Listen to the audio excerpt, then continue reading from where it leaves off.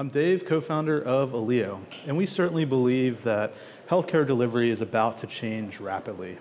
And for far too long, we've been stuck with devices that are really aimed at the healthy well. They get the basics. It's nice to see some of the new things that are going on out there and actually going after the FDA clearances. But still, if we want to get the real data, that's typically found somewhere in the ICU, right, where lots of wires and blood draws. And if we really want to move this to the hospital at home, we're not getting the right data at the right time. We're not able to actually treat those patients and be proactive. And you need something that has clinical accuracy, it's real time, and it's actionable.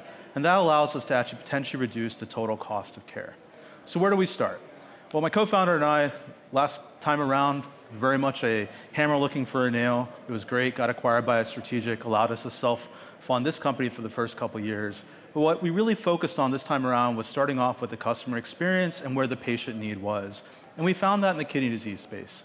It's an oft-ignored market by both founders and investors. You're an exception, but other than that, it's been ignored for a long time. And a big part of that has been around the fact that where's the need, where's the cost? And a big part of that cost is actually in the hospitalizations and the complications. And there's now some nice tailwinds as well, because a lot of this is now value-based care, at least in the US. So you've got millions of patients worldwide. It's a very rapidly growing market, and there's a need to actually tackle this. So we'll think about this from the perspective of the patient first and foremost. And I think here, as you go along that entire journey through those early stages of kidney disease, that declining kidney function, and ultimately to the end, where most of these folks are on some form of either kidney replacement or on dialysis, there's very common complications. We know what they're going to be. There's 3 of them, and they're going to cause about 80% of your hospitalizations for the patient population. Everybody knows they're there. So worldwide, we've mandated the need to do blood draws once or twice a month. We've told folks they've got to go get some sort of an imaging study. But as you might imagine from the patient's perspective, it's invasive, it's disruptive, and it's certainly not sufficient. And ultimately, they feel demoralized and like everything is out of their control.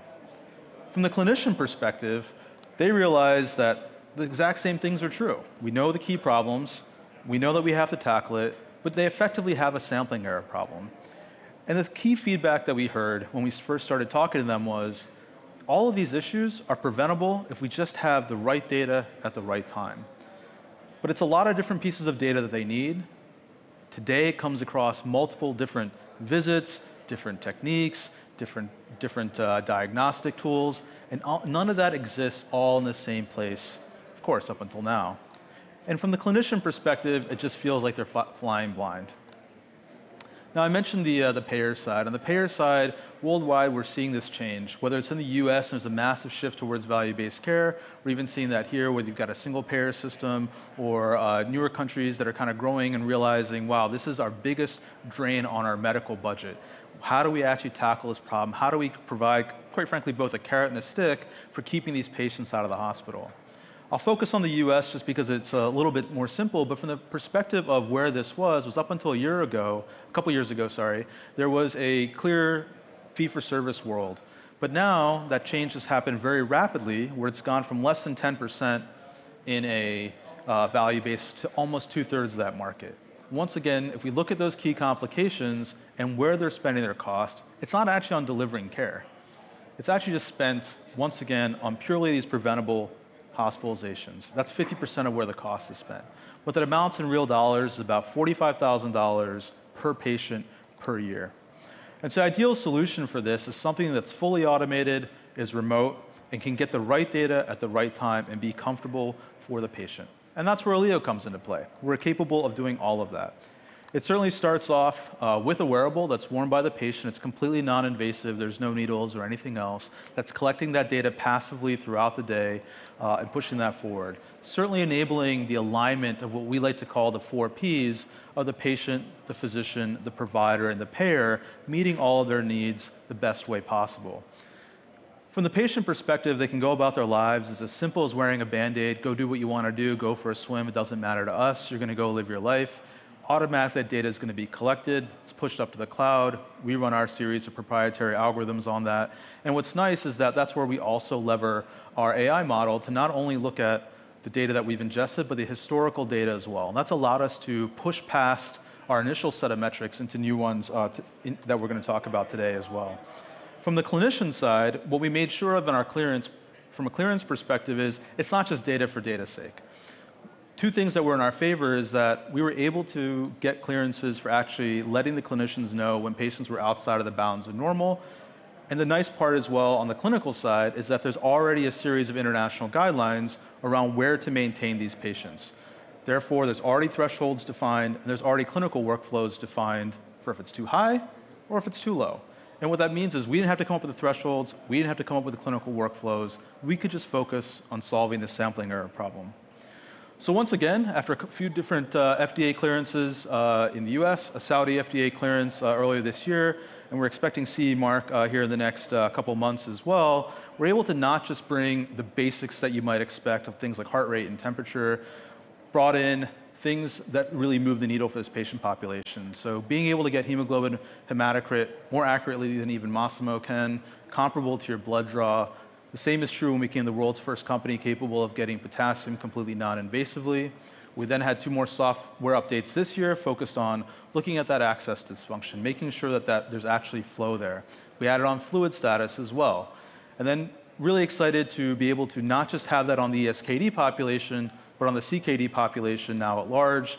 We've already seen great amount of off-label utilization of that, so now we said we have to go expand the label, which we are as well. And then also excited to bring blood pressure to market. What's different for us than others is that we're true systolic over diastolic. There's a lot of companies out there that talk about having blood pressure. But 1, typically requires calibration, which we don't. 2, it's not actual systolic over diastolic, which we are. And 3, we're able to deploy that on the same hardware that we already have out there, and you still have the clinical accuracy that's comparable to an A-line. And all of these things tackle very, very large comorbidities and costs that are multi-billion-dollar issues, each on their own, all in the convenience of a single device. So once again, being able to attack a $45,000 a year problem. At the end of the day, making sure that's easy for the patients is important, and the feedback that we've already gotten from some of our early commercialization and our soft launches, this is really easy for me to use and to wear. I get the right data that I need at the right time, and for the clinicians, they appreciate the support that our team is offering as well. Just with one customer in a 6-month review came back, hey guys, you guys have already saved $800,000 for our employers over just a handful of patients that we put it on with them. Another customer is really excited. They have a large home program, and for them, they're used to their nurses having to drive out to their patient homes, and now they're just calling them up and saying, take an extra pill today. It's completely reduced their workload and changed the way that they're done, and they feel like they're actually supported and able to do their jobs, which I think is really important. For those folks that are not in some sort of value-based program, the nice part is that there is reimbursement for this as well, so you can still get reimbursed, you can still approach the clinicians. And additionally, we're excited, just a couple weeks ago, got our first coverage by a Medicare plan as well. So being able to shift into the value-based care world, being able to showcase that ROI to those early adopters has certainly been important. So fundamentally, there's an end-to-end platform now for one of the most expensive patient populations out there in the world in a way that keeps them out of the hospital. But we think there's a lot more going from here. I mentioned moving this beyond just kidney disease to others as well. And the nice part is that we focused on that chronic disease space where a lot of folks want to be by focusing on very much an enterprise sale. So we have lower customer acquisition cost, much longer lifetime value. So instead of 7 or 14 days of kind of repayment cycle, it's typically over multiple years in rolling contracts, which is nice, and pretty short cash cycles because we're on a capitated budget. We're getting paid up front rather than struggling through a risk-based contract. Fundamentally, lots of clearances that keep adding on, compounding each year off the same hardware. Really strong pipeline in terms of our customers. I think we submitted this a month ago, and it's already out of date. There's 2 more contracts added onto that, and a really awesome runway for growth and a real clear path beyond profitability. Not raising right now, but excited to be able to start doing that again early next year. But we will be announcing 2 strategic partnerships over the course of the next 2 months that we're very excited to do. So fundamentally, we're really excited about Alio, getting very close to being able to scale faster than we even possibly imagined, and beyond the initial place that we thought in the kidney space into the adjacencies that people are already utilizing at in places like heart failure, oncologies, and others.